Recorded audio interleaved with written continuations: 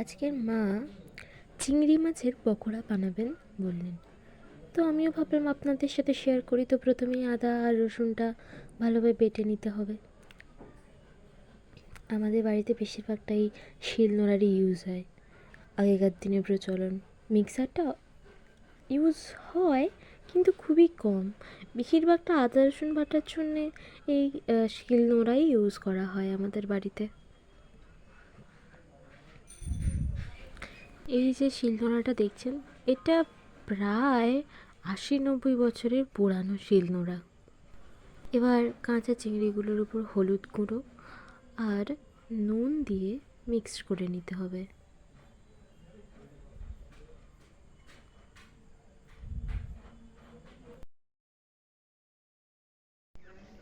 এবার একটা কড়াই গরম করে তাতে একটু তেল দিয়ে দিতে হবে চিংড়ি মাছগুলো আগে একবার ভেজে নেওয়ার জন্যে।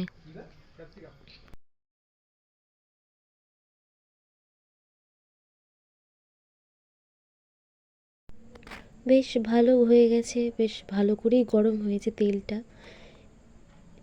এবার এতে দিয়ে দেওয়া হবে আমাদের হলুদ নুন মাখানো চিংড়িগুলোকে।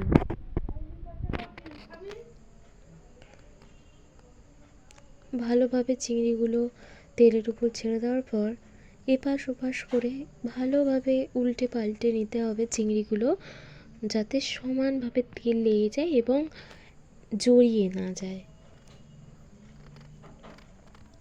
ভালোভাবে নেড়ে নেবেন।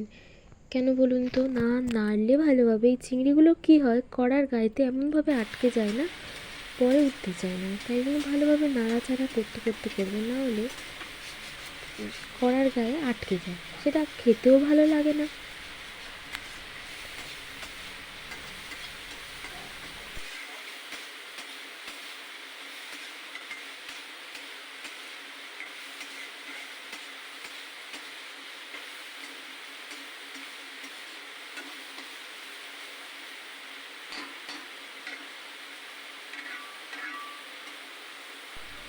ফ্রাই হয়ে গেছে, প্রায় কমপ্লিট।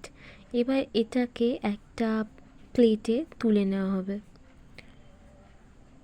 দিয়ে ওই কড়ার মধ্যেই আবার কিছুটা তেল গরম করতে দিতে হবে, যাতে পকোড়াগুলো ভালোভাবে ফ্রাই করা যায়। কারণ ঠান্ডা তেলে পকোড়া ছাড়লে সেগুলো ভালোভাবে হয় না, সে ব্যাটারটা ভালোভাবে তৈরি হয় না। তাই আগে থেকে তেল দিয়ে সেটাকে গরম করতে হয়। তো ওই কড়ার মধ্যেই আবার কিছুটা তেল দিয়ে গরম করার জন্য ছেড়ে দেবেন। সেই ফ্রায়েড চিংড়িগুলোর উপর আদা রসুন বাটা, কুচনো লঙ্কা, কুচনো পেঁয়াজ, কিছুটা পরিমাণ মতন নুন দেবেন। আপনার টেস্ট অনুযায়ী আপনি লঙ্কা আর নুনটা দেবেন।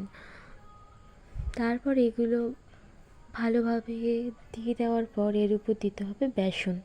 বেসন দিয়ে এই ব্যাটারটা তৈরি করতে হবে। তো পরিমাণ মতন আপনাদের কতটা চিংড়ি, কতটা আদা রসুন বাটা, সমস্তটা পরিমাণ মতন দেওয়ার পর পরিমাণ মতন আপনাকে বেসনটা ইউজ করতে হবে। এতে পরিমাণ মতো বেসন দেওয়ার পর ভালোভাবে মিক্সড করতে হবে, কারণ মিক্সটাই, মাখানোটাই প্রধান। আপনি যদি ভালোভাবে না মাখান তাহলে সমস্ত জিনিসের উপর ভালোভাবে মশলাটা মাখাতে যাবে না, স্বাদ পৌঁছাবে না। তাই ভালোভাবে এটাকে মিক্সড করতে হবে। আর চিংড়িটা যেহেতু ফ্রাইড তাই শুকনো, আর বেসনটা ওই শুকনো, তাই সামান্য পরিমাণ জল দিয়ে এটাকে নরম একটা ব্যাটার তৈরি করতে হবে।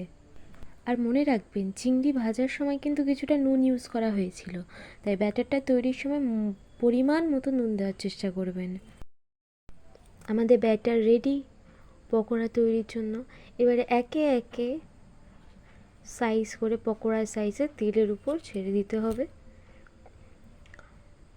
একে একে সাজিয়ে সাজিয়ে পকোড়াগুলো তেলের উপর ছেড়ে দেবেন।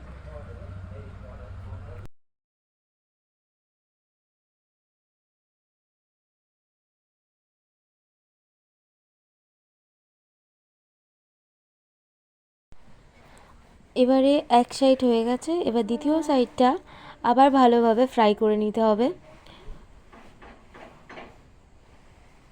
এইভাবে ধীরে ধীরে একটা একটা করে উল্টাবেন, না হলে পুরোটা ভেঙে যেতে পারে।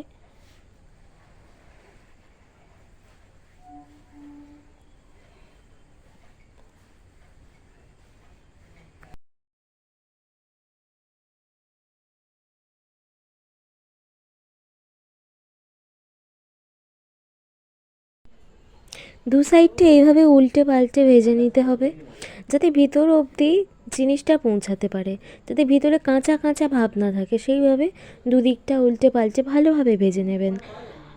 আর যখন দেখবেন কালারটা বেশ ব্রাউন ব্রাউন এসে গেছে, তখন আপনারা এটা একটা একটা করে তুলে নেবেন।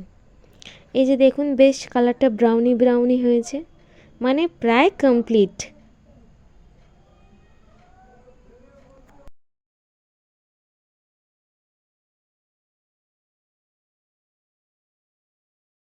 এবার গরম গরম প্লেটে সার্ভ করে দিন চিংড়ির পকোড়া।